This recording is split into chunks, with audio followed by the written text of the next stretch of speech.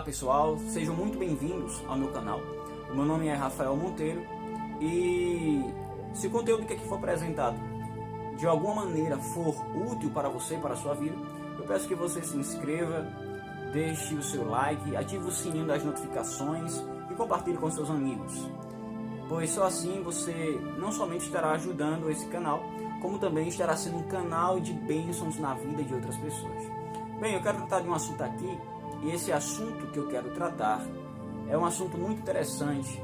Quero tratar acerca da tricotomia.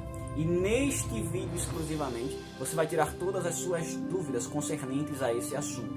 Acompanhe até o final. Bem, primeiro, nós temos que entender que o ser humano é um ser tricotômico. Por que o ser humano é um ser tricotômico? Porque Deus é um Deus triuno. Sim, o homem fora feito à imagem e semelhança de Deus. Logicamente e logo, o ser humano também é um ser tricotômico, que contém três partes para formar um todo, assim como Deus é triuno e forma uma unidade. E nós temos de entender e saber distinguir entre espírito, alma e corpo. Normalmente nós ouvimos as pessoas falarem, as pessoas dizerem da seguinte maneira: corpo, alma e espírito. Aí você diz assim: mas a ordem dos fatores não altera o resultado. Não nesse sentido. Quando a Bíblia trata do ser humano, ela diz assim: e que o Deus de paz vos santifique em tudo, e todo o vosso espírito, e alma, e corpo. A Bíblia coloca o espírito como primazia. O homem coloca a carne como primazia. O homem coloca corpo, alma e espírito. Mas por que isso? Porque a maneira de Deus ver é diferente da maneira como eu vejo. A maneira de Deus enxergar é diferente da maneira que você enxerga. Talvez você olhe para você mesmo e você julgue as coisas de acordo com os teus sentidos sensoriais, que é muito comum para o ser humano, logicamente, porque ele é um corpo físico neste plano. Mas, na verdade, quando ele pensa que é somente um corpo físico neste plano, ele se engana. Ele ainda não atingiu ainda uma elevação maior, não atingiu ainda um nível maior de esclarecimento concernente às coisas espirituais e concernente a, de fato, quem ele é, ou seja, quem de fato você é. Então, corpo, alma e espírito. Então eu vou começar a falar acerca do corpo. O que é o corpo? O corpo fora a matéria, fora o boneco de terra, de barro que Deus fez no jardim do Éden. Deus formou um boneco de barro, modelou um boneco de barro com as suas próprias mãos. Aprove ao Eterno fazê-lo do pó da terra. E quando Deus criou o homem, Deus também colocou dentro do homem, inseriu dentro do homem os sentidos sensoriais, tato, olfato, paladar, visão e audição. E é com eles que nós conseguimos entrar em contato com as coisas físicas desta terra, deste plano. É com os nossos sentidos que nós recebemos os fatos e as verdades que têm grande poder e têm grande autoridade aqui neste plano, nesta terra. Só que quando Deus criou o homem não para que ele fosse governado pelos sentidos sensoriais, mas para que ele fosse governado por algo além, por algo maior, pelo seu espírito, por uma intuição maior, que ele fosse governado de maneira transcendental, de dentro para fora, não de fora para dentro. Então o homem natural, ele é governado de fora para dentro e nunca de dentro para fora. Então o nosso corpo, ele é um corpo frágil, ele é um corpo que se deteriora, ele é um corpo que perde a virilidade, que perde o vigor. Por quê? Porque após a queda, esta matéria, este casulo, ele começou então a perder as características de imagem e semelhança de Deus. E é por isso que o ser humano está fadado à morte, a morrer fisicamente. Isso nos leva ao nosso segundo tópico, a alma. O que é a alma? Senão a sede das emoções. O O que é a alma senão o intelecto, a razão, o raciocínio? A alma é a sede das emoções, é o que nos traz tristeza, é o que nos traz alegria, é o que nos permite sentir felicidade. E a alma fora dada com um propósito. E que propósito fora esse? Ora, o propósito de Deus dar o corpo para o homem foi ter contato com as coisas físicas.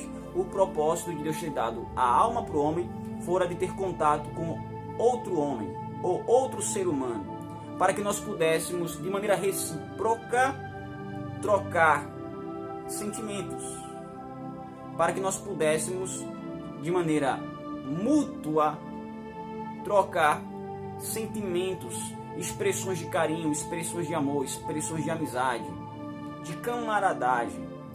Então nós, quando somos altruístas, quando vemos alguém chorando, nós nos colocamos no lugar. Quando nós vemos alguém alegre, nós também ficamos alegres com aquela pessoa, quando de fato nós somos sinceros e quando de fato nós amamos aquela pessoa. Então nós conseguimos compartilhar de mesmos sentimentos, mesmas emoções, porque nós também somos dotados de alma. Agora vem uma pergunta interessante, algo que você deveria atentar para isso. Semelhante ao homem, o animal também tem corpo e alma. Porque o animal ele também tem sentimentos. Se você tem um cachorro em casa, tem uma cachorrinha, você vai entender que ele também fica alegre, fica triste, fica feliz, fica zangado. Então, da mesma maneira como um homem, o ser humano tem corpo e alma, o animal também tem corpo e alma. Aí você diz com certeza e pensa com certeza. Surge uma pergunta. Então, qual a diferença entre o corpo e a alma do animal para o corpo e a alma do ser humano? A diferença é essa. É que a alma do animal, ela é mortal, assim como o seu corpo. Mas a alma do homem é imortal, mas não é por causa do seu corpo. A alma do homem é mortal por causa do espírito que está dentro do homem, o que nos leva ao nosso terceiro tópico.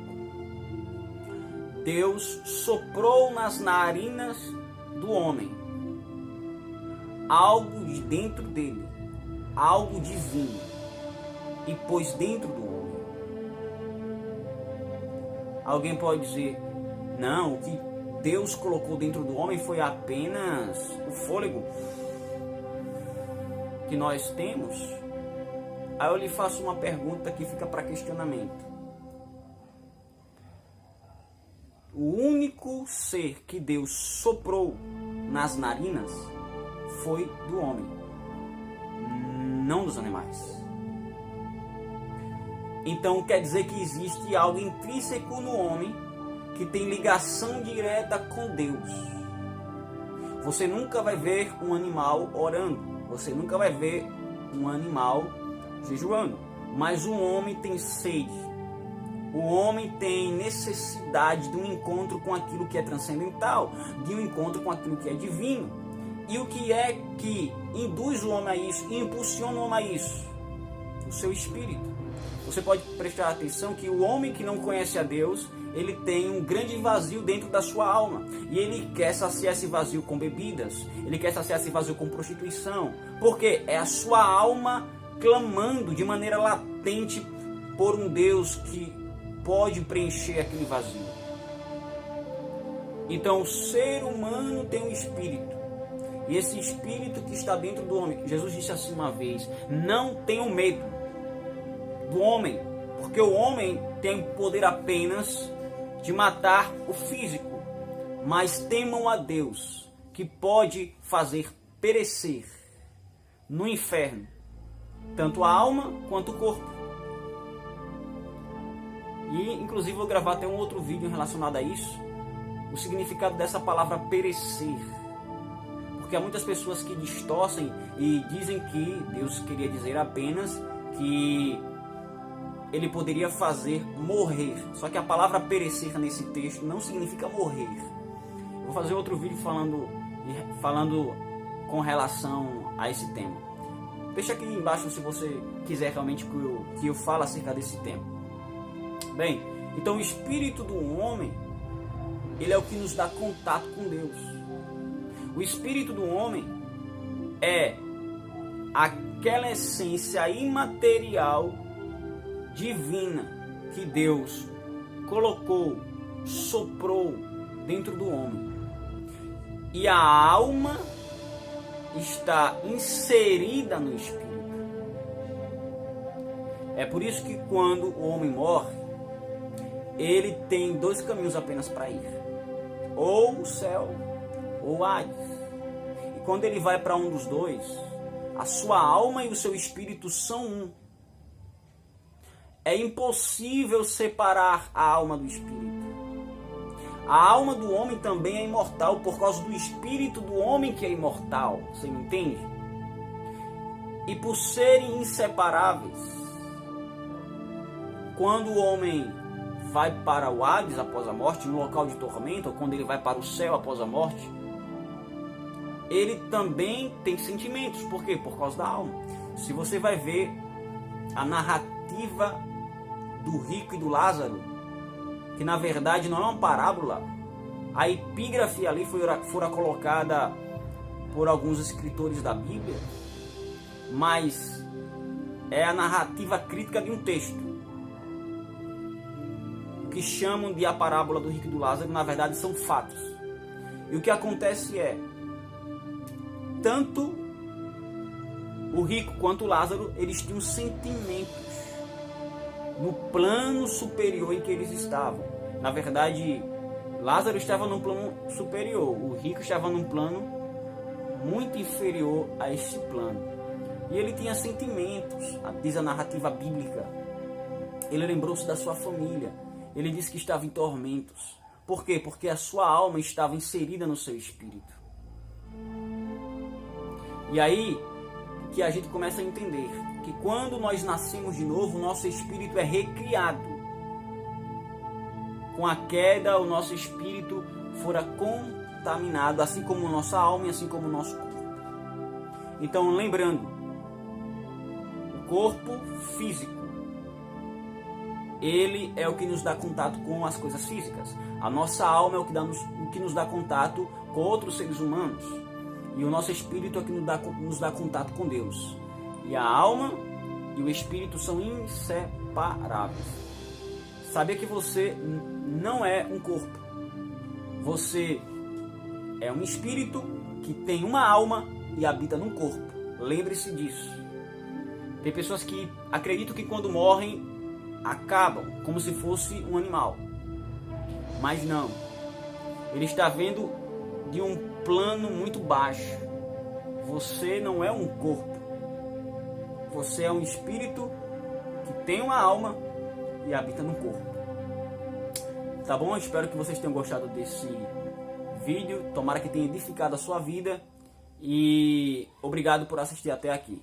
Até mais.